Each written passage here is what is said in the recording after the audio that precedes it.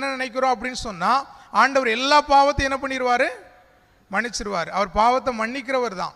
நம்முடைய பலவீனங்களை குறித்து என்ன பண்ணுவார்? அவர் பரிதபிப்பார். இல்லை, நம்ம பலவீனம், மனுஷங்க சில பலவீனத்தில் சில வார்த்தைகளை பேசிட்டோம், சில காரியங்களை செய்துட்டோம் அப்படின்னா ஆண்டவர் என்ன பண்ணுவார்? இல்லை, என் பிள்ளை இல்லை பலவீனத்தில் செய்துட்டான்னு சொல்லி அவர் பரிதபிப்பார். அதனால தான் பவுல் ஜெபம் பண்ணும்போது கூட சொல்றார், உன் பலவீனத்தில் என் பலன் பூரணமாக விளங்கும். ஆனால் துணிகரமாக செய்கிற காரியம், துணிகரமாக செய்துட்டு கம்யூனியன் எடுக்கிறதுக்கு முன்னாடி ஆண்டவரே என்னை சுத்திகரியும் அப்படின்னு சொல்லிட்டு திரும்ப போய் துணிகரமாக பாவம் செய்தா அப்படிப்பட்ட பாவத்தை குறித்து ஆண்டவர் என்ன பண்ண மாட்டார்?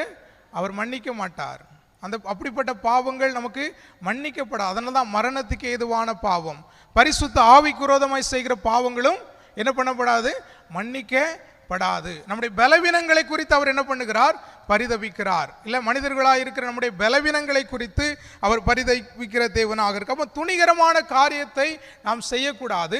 ரட்சிக்கப்பட்டிருந்தாலும் நம்முடைய வாழ்க்கையில் சில பலவீனங்கள் நிமித்தம் சில காரியங்கள் மேற்கொள்ள முடியும். அதான் நம்ம பார்க்கிறோம். ஆவி மாம்சத்துக்கு விரோதமாகவும் மாம்சம் ஆவிக்கு விரோதமாகவும் போராடுகிறது. சில நேரத்தில் சில காரியத்தில் நம்ம என்ன பண்ணிடுறோம்? அந்த காரியம் மேற்கொள்ள ஆரம்பித்து பலவீனங்கள் வருகிறது. ரட்சிக்கப்பட்டவர்களுடைய அடையாளம் என்ன அப்படின்னா, மனம் திரும்பி இயேசு கிறிஸ்துவை ஏற்றுக்கொண்டு ரட்சிக்கப்பட்டவருடைய அடையாளம் என்னன்னு சொன்னால், அவங்க வாழ்க்கையில் சின்ன சின்ன தவறுகள் வந்தால் கூட உடனடியாக ஆண்டவருடைய சமூகத்தில் அதற்காக கெஞ்சுகிறவர்களாக இருப்பார்கள். ஹல்லேலூயா. பாருங்க, துணிகரமாக செய்துட்டு நம்ம எப்போமோ ஆண்டவர்கிட்ட மன்னிப்பு கேட்கலான்னு சொல்லி இருக்க மாட்டாங்க.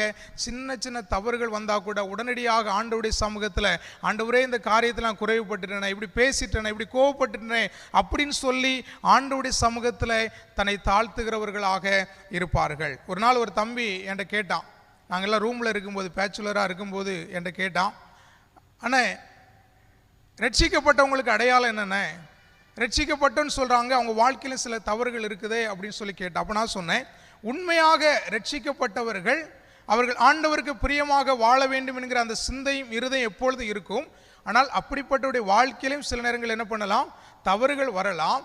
அந்த தவறு வந்துட்டுனா உடனடியாக ஆண்டவருடைய சமூகத்தில் அவங்க தங்களை தாழ்த்தி ஜெபிக்கிறவங்களாக இருப்பார். அதுதான் உண்மையாக ரட்சிக்கப்பட்டவர்களுக்கு இருக்கிற அடையாளம். பாருங்க, தாவீது ஜெபம் பண்றார், இல்லை உடனே சுத்த இருதயத்தை நிலை சிருஷ்டி, நிலைவரமான ஆவியனிலே புதுப்பியும் என்று ஜெபிக்கிறத பார்க்கிறோம். இல்லை, உண்மையாக தேவன் மேல் ஆசையாக பிரியமாக ரட்சிப்பின் அனுபவத்தோடு வாழுகிறவர்களுக்குள் அப்படிப்பட்ட காரியங்கள் இருக்கும். அப்போ அப்படிப்பட்ட